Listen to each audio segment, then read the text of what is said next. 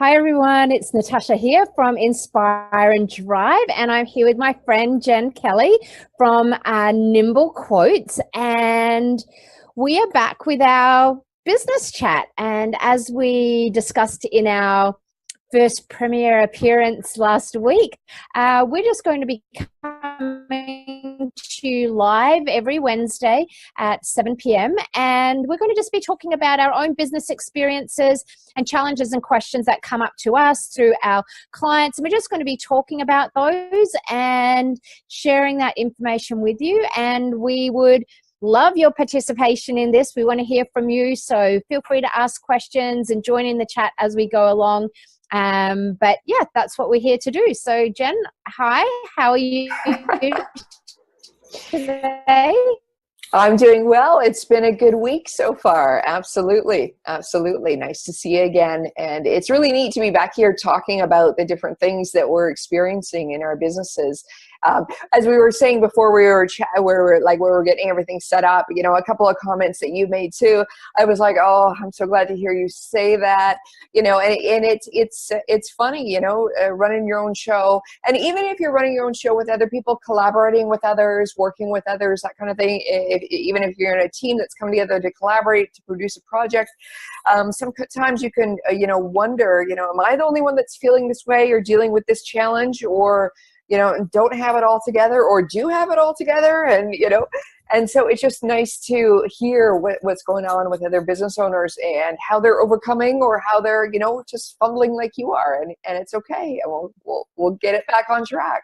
Exactly. Look, I think that's key, being part of community and working together and helping each other out is so important.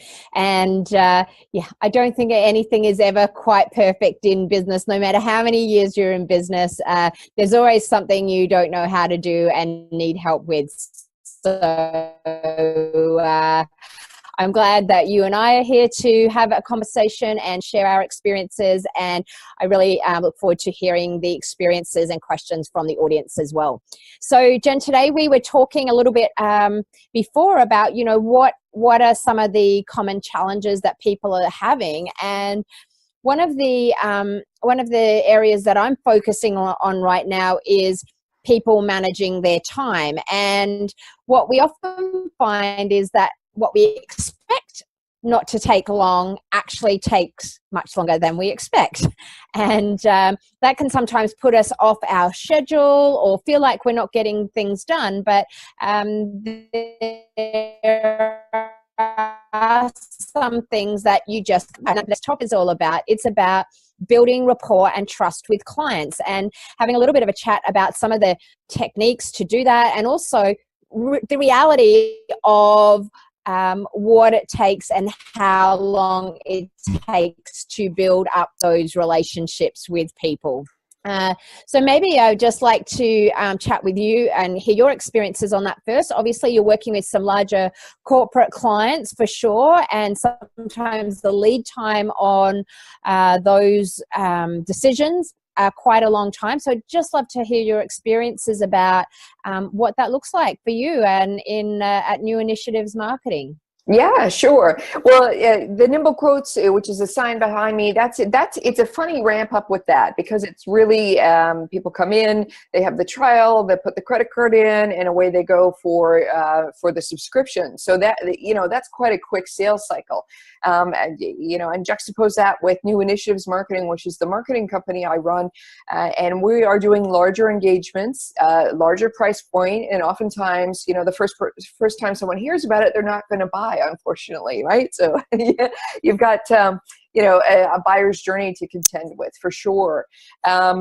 So it's interesting. So from the time somebody hears about you to the time we sign, it can be various. It can be a few days, a few weeks. I was chatting with you before we started.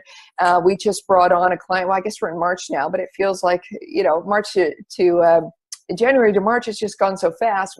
We started talking with this client in August, and quite seriously, about every 2-3 weeks we're following up, quite engaged, quite handling all the objections and that kind of thing, and then just signed out in January. So that was quite long for us. Usually we can close things a little bit faster than that.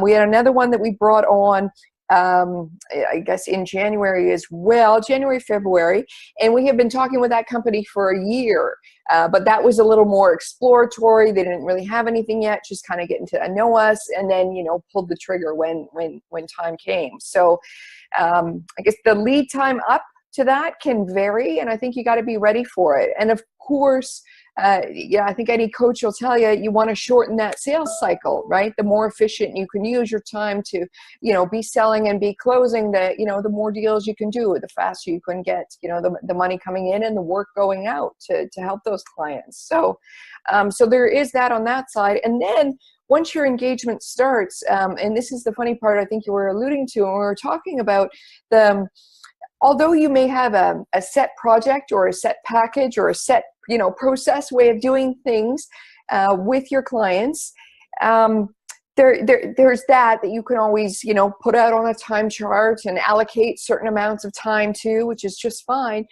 But you're also dealing with a person or a team on the other side of that. And the ramp up time to build the relationship with your new client as a client, it's really transformed into a working relationship. How do you work together each day? How do you check in? How does the client, like, you know, is it the kind of thing where, you know, just a couple lines on the messenger will do for a check-in, or is it really a half an hour call? And every client is different. Just the same with the way you are building the trust and getting to that point where the ice is broken and you're really working well together. That, as much as you want to rush that, as much as you want to squeeze the time out of that process, that's, I think, one of those unknowns that I haven't been able to crack about, you know, narrowing the time down. And it's something that I say, you know, we can build, or, you know, all these social networks and business today is moving very quickly, but it's still the building trust with the human on the other side of the screen, or the, you know, the other side of the desk, which you're working for. That's a slow process. Mm-hmm. Yeah, and I think that's true.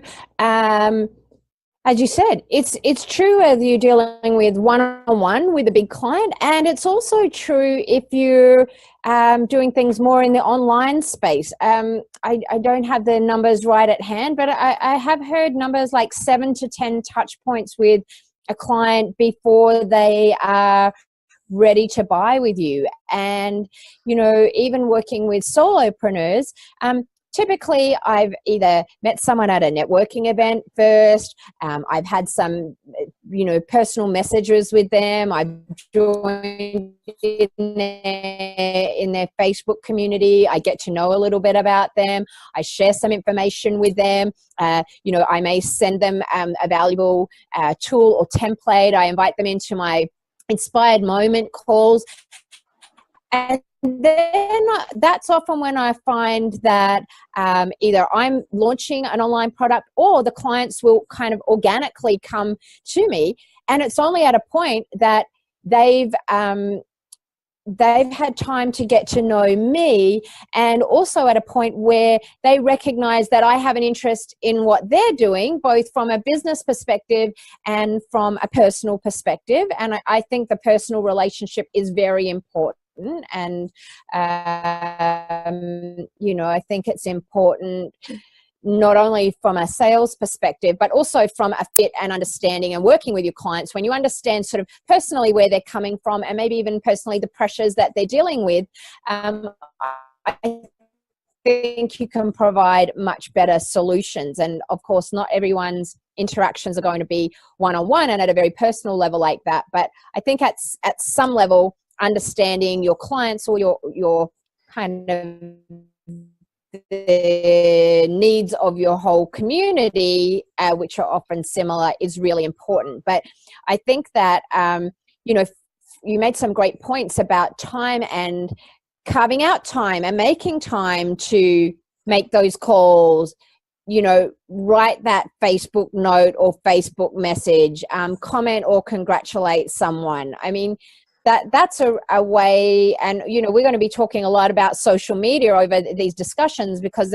that's always something that comes up. But people are often so worried about, oh, well, what quote can I post today, or what piece of content can I post, or what random new topic can I talk about?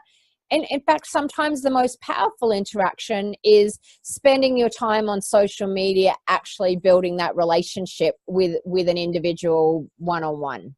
Yeah, absolutely. That's a neat thing you were saying, because it's just as you were saying that, I was remembering. So I posted a video. This is one of them. I'm new to doing this video thing, so let me just admit that.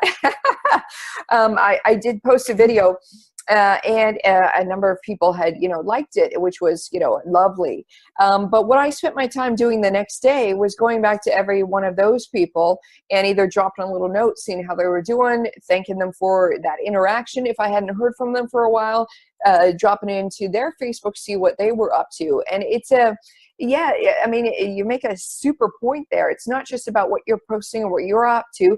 Use it as a gateway to reach out and, get back in touch, or, catch up a little bit with somebody who you are connected to and hasn't heard from you in a while. And that's applicable on any of the networks, even LinkedIn, which is, a little bit more serious, a little bit more business focused. That person you worked with 5 years ago, you haven't spoken since you were him, left the company. It's, everybody responds well to it. How you doing? What's new in your world? This is what's happening in mine. Yeah, exactly. And I think that, it sort of blends into the whole networking. It blends into, there's so many things that spin off this. When a client says to me, oh, I have a really difficult time making the sale, or I feel nervous about making the sale. Well, honestly, if you have a rapport and a relationship with someone and you really understand what their needs are, it should never really feel like a sale. If you've got to know someone well enough, you should understand whether your services are a fit for that person or not. And you should understand that whether emotionally or from a chemistry perspective that it's a good fit and that you're aligned with your values and your outcomes. So, I feel like this building rapport has so many tentacles to it that, but it's so powerful. And so it's for the sale. It's for, helping people spread the word for you. It's for referrals. And, at the end of the day, we're all in business to serve people and help people. And I think just being nice and friendly and taking an interest in other people, even without a sale, like that's a really important part of business, is just being a nice, caring, helpful person, honestly. And, I'm sure, Jen, you've experienced this yourself. You go to a networking event, someone's there trying to shove their business card on you, identify right then and there whether you're a perfect fit for them and whether you're going to be a potential customer. That just totally repels me. And, they know nothing about me. They know nothing about what I do. They know nothing about what my problem or issue is. It's just like, hi, I'm so-and-so. Here's my business card. Can I set up a sales meeting with you? I'm like, no. I don't know you. You don't know me. And until we've built up that relationship, there's not going to be a good business fit. So I think, carving out time for the building relationship is really, really critical. Well, you said something interesting about knowing what's going on with the person, and knowing what's going on in their business. So we've had a few, as I think back, this has happened more than once. So everything's working great. You bring on a new client and all of a sudden, say in their business, say they have 2 people quit on them. So all of a sudden, even though, your project's ready to kick off, their mindset's, somewhere else, trying to figure out, oh, how am I going to replace those people? Their focus is somewhere else. And to really understand that and to be empathetic, maybe you can find and help, fill in those last 2 people that left, for example, but really just understanding what kind of pressure that they are under, whether it be professional or personal, and, working to work around that for sure. But yeah, as much as we want to keep the business as business, it's, and that's where the relationship part helps, really trying to get to know like what's really going on with you, what's really going on with the business, and the more time you spend with people, the more you learn about them, and that's just one thing that you can't even be like, okay, 90 minutes spent in relationship building for the month, boom, we're done. Well, not really, because sometimes it leads out to more than that, and sometimes those 4 or 5 hour conversations are where you find the gold for sure. And, you know, on the other hand too, a lot can be said in a 2-3 minute conversation for sure. But I think that's the part that is never on the project plan. That is the part that's never included in the package, is that time to really get to know the team, get to know the people, and slow down and build that trust. Yeah, for sure. And, I think, slow down is really important. Take the time, recognize that there are people on the other end of that, and it's ongoing. You're exactly right. It's not just a one hit. It's like, oh, I know you now, and now I know everything about you. No, people's lives are changing, and you're right. There's different pressures, and that will impact how they interact with you. And I think it's just about being a good listener and genuinely caring about what's happening, with your clients. And I'm not talking about getting deep in the weeds of their personal life and issues, but that's a whole other story. And maybe there are some boundaries that are important to have. But being aware of what's going on, particularly as you mentioned, sort of from a business sense, understanding what that is really important. And I just think you can provide such a better service. A lot of my clients come to me, and whilst my package is very customized, and clients are coming with a similar issue of, I'm overwhelmed, I have too much to do, I don't have enough time. Their motivation for wanting more time is very different. A young single person, their motivation is just like, I want to have more time to spend with my friends or travel. But, a lot of my clients are at the age in their, early 30s to early 40s, and they're coming to me saying, my business is consuming me. I'm ready to start a family now, and I want to have time to have a family and then to enjoy my family. So I think understanding people's motivation really helps a lot as well, in sort of that whole part of rapport, and really helps to so that you can provide a much better solution for people as well. Yeah, absolutely. On the personal side, now what about on the business side? And what I mean by that is, as you were talking, I'm thinking, I know there's several things in our programs that we do for clients. There's always at least one thing in there where the client, even though they've bought into it, they're like, I don't really get that part, or I'm not really sure about that, or I don't like that, or I've had bad experience with that. So for example, hot button here, social media with us always, right? There's always some kind of hot button around it. Well, it won't work for us. It won't, we're local, we're B2B, we're this, we're that. So it's really important to understand and meet them where they're at, right? So let's say they've had a negative experience with some aspect of your package, not yours, but some aspect of business, right? They've had a negative experience with it, not sure of it, maybe fearful, maybe just don't like it, and it's part of your package, and you got to cross that bridge for it. So for sure, understanding where they're coming from on that, were they burned with it before? Do they just have, an attitude problem about it that's not, not based on anything other than they just don't like that aspect of business. So really understanding that as well, and then being able to overcome it or somehow show them how it's going to be valuable for them. But understanding that as well, I think is pretty important. Yeah, it is. And, as you know, and maybe some people who are watching I come from a corporate background. Turning those big ships in corporate is really all about that, is understanding where the resistance and barriers are, and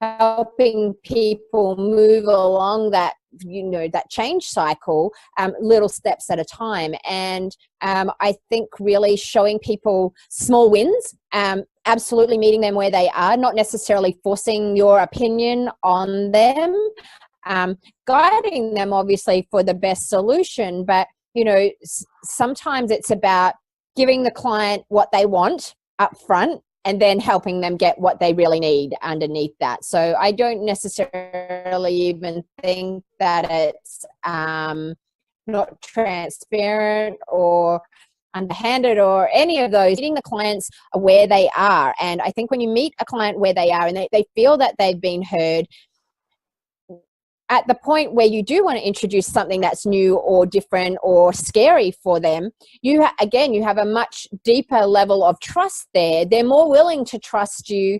They feel more like they've been heard by you. So when you make a recommendation, they're more likely to listen to that and try it. And I think, helping clients sort of through that change process, helping them recognize that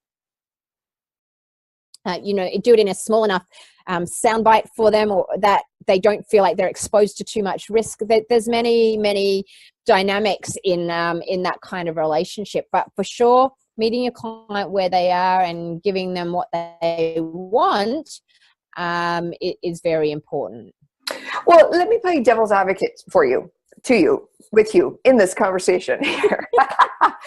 Because as I'm listening to you, I totally agree with what you're saying. And that's how I've been working with my clients, right? You build the trust, a little bit here, a little bit there, and you gradually bring them into, say, the part of the business that is good for them, but they don't like it so much. Okay. So I have recently been exposed to the whole other way of overcoming someone's fear or dislike about that. And that's, pushing them off into the deep end. And making them swim, the sink or swim thing, which personally is not my style at all. I'm a little nicer than that. But I have to tell you, and I haven't really appreciated this pushed off into the deep end, but it's worked. I have to tell you, it's been 3 weeks doing this, this particular kind of business training, and it's worked a lot better than I thought it would. And that's why I said, let me play devil's advocate.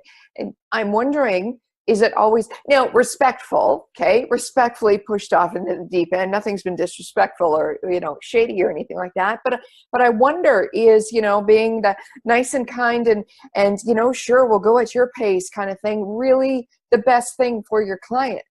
Or is there a certain scenario which you just have to go, you know what, I'm kicking you off the deep end because I know it's the best thing for you? Yeah. Well, I love devil's advocate, and, I'm pretty straight up with, I'm pretty straight talker, and most of my clients who've worked with me will say that, you don't sugarcoat things.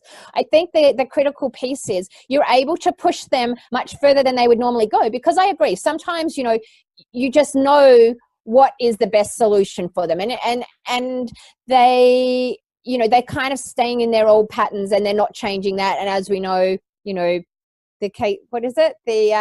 definition of insanity is doing the same thing over again and not making any difference. But so there is, in our role, I believe, in a consulting role, there is a responsibility to bring people along where they need to go to. But I think the reason you're being successful in pushing them in the deep end is you still have a good level of rapport with them. You still have a good level of trust. They obviously have a good level of trust in you. They know it's uncomfortable, but they're seeing you as the expert. You've demonstrated your level of expertise with them, and at some point, there is a little bit of, I brought you this far, and now you need to come over the fence with me. And if you don't, then I'm not sure I'm not sure that I can bring you the success you're looking for. These are tried and true methods, and what's not working for you now is because you don't have this piece of the puzzle. So, I think there's a real fine line, and I think there's a real fine line of, the client is not always right. They're coming to you as a consultant, as an expert, to guide them on things that they don't know. You have a wealth of knowledge that they don't have in that particular area. They're subject matter experts in their own business, but they may be not marketing experts or strategy or process or whatever it is. So I really think people are looking for that clear guidance, not namby-pamby around, but you know, again, I still think it comes back to the rapport. There's got to be a point where you build up enough rapport and trust, and you've demonstrated your expertise enough where they're going to come on board. And if they really don't want to, then at that point that they're not the right fit or the right client, right? Mm. So, you know, I think there's this decision points along the way, and I think they're, you know, transparent conversations that you need to be having with the client. So, yeah, Jen, I'm just conscious of the time. You know, we want to respect everyone's time who are listening to this. You know, I think we've covered a lot of ground that all stemmed from building rapport with clients, and you know, we just can't stress enough how important that is. It will help you get the initial introduction. It will help you get referrals. And frankly, it will even help you move through some of those more difficult conversations. So before we wrap up, have you got any closing thoughts or comments you'd like to share with everyone? Closing thoughts on this. Well, you know what? I have a topic for one of our next discussions I think we should really talk about. Since this time we were really talking about the time put into developing the relationships, let's talk about time and money. And let's talk about maybe why hourly billing is the kiss of death. So just throwing that out there. That's something that was niggling in the back of my mind here. And I know that's something that many different companies of many different sizes either struggle with or are working with or working to get beyond, or are not really sure what to do with it, or not really sure what's so wrong with it. Everybody understands what you know what an hour is. So hourly billing, you know, it's pretty straightforward. So wondering, perhaps we could tackle that in one of our next conversations. Yeah, I think we've got so many conversations, and you know, I think this has been a great one. I think you know, packages and pricing, time and money is really important. Managing client expectations, we've got a lot of topics, and of course, we'd love to hear from everyone who's listening in what their challenges are, what their experiences have been, to join in that conversation, to ask a question or suggest a theme. We love talking. We'd love to talk to you about it. And yeah, we love a good business conversation. Hey, Jen, thanks again for joining us and providing your insights and experiences. And we look forward to seeing everyone next week at the same time. And again, we need a great name for our Jennifer and Natasha Wednesday conversations. That's a bit long, hey? It's too long. Good. Thanks for having me, and thanks for participating, everyone, and we'll see you next week.